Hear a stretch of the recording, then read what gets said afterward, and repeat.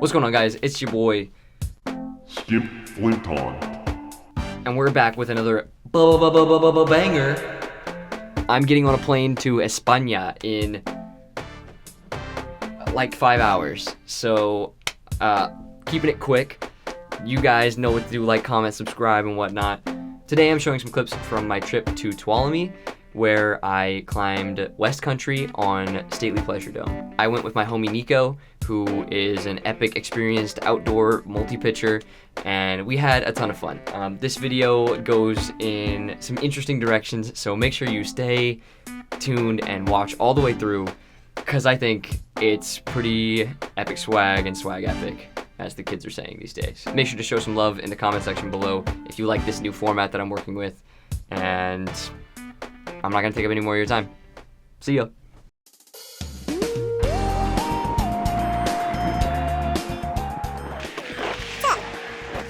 We're not going up there.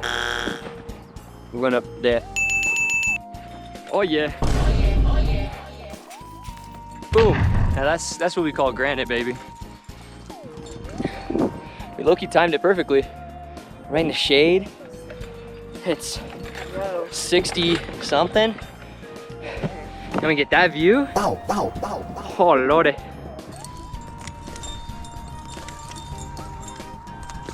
A few moments later. Oh man. Well, I sure am excited to climb. That's me. Climbing. Look at this, no hands, no holds, just schmear. Good warm-up slab, just to get your head in the game, you know what I'm saying?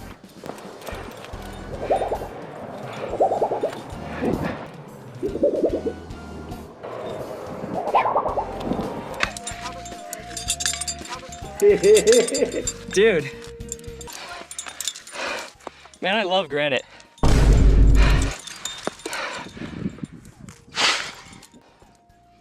Cybertruck down there. I know, I hate them.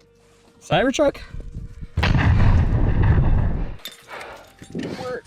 Alright. Pretty proud of my robot. Yeah, Cool, so I just get right in there or what? A few inches later. I don't really know exactly what's going on, but I'm here for that purpose and that purpose only. I ain't going nowhere. No how. Cool.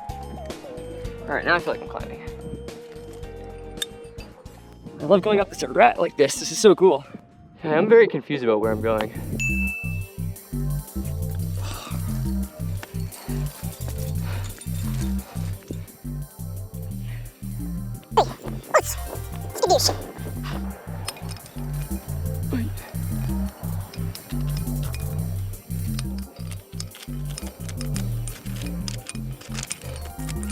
Let's go.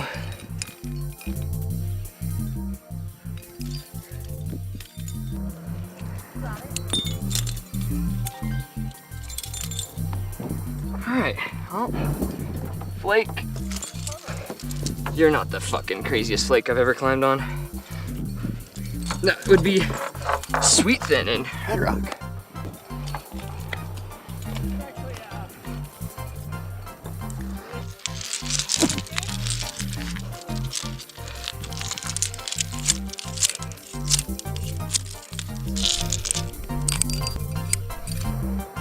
Wow, you really do just have to trust those damn slabby nubs and a couple of jammies.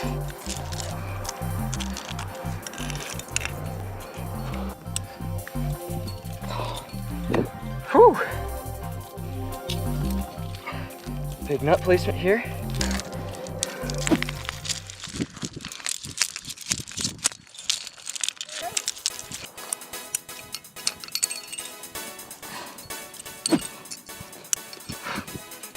Whew.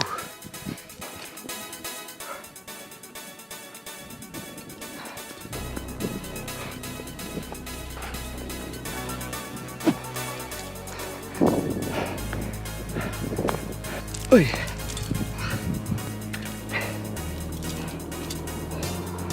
important to stay calm here.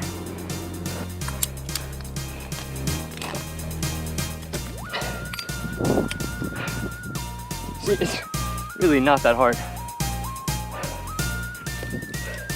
He says and then slips. My time has come.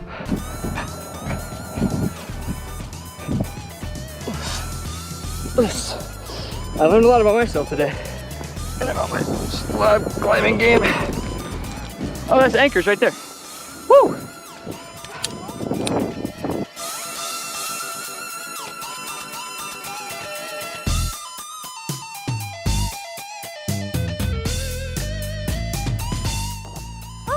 There we go. Oh, sick. We did it. Daily pleasure. Daily pleasure. Whatever that means. I'm getting so much pleasure. Stately. I'm in a state of pleasure. I'm in such a state of pleasure. So pretty. The alpenglow is just perfect. Oh man. That little fella right there, that's half down. We're at some sort of false summit, unfortunately. But that's how it goes sometimes. Ah, mosquitoes. So fun. So good. I feel so good. Day one complete. So good. But what does that mean? Stately Pleasure Dome? What kind of name is that? I love names, especially climbing ones. El Cap, Silence, Plumber's Crack. Would these climbs be just as iconic with more boring titles? But sometimes a name goes beyond just describing a thing itself. Sometimes it asks us to confront something deeper altogether. In the romantic poem Kubla Khan, Samuel Taylor Coleridge depicts a beautiful scene, a mix of designed and natural wonder, which he actually saw in an opium-induced dream.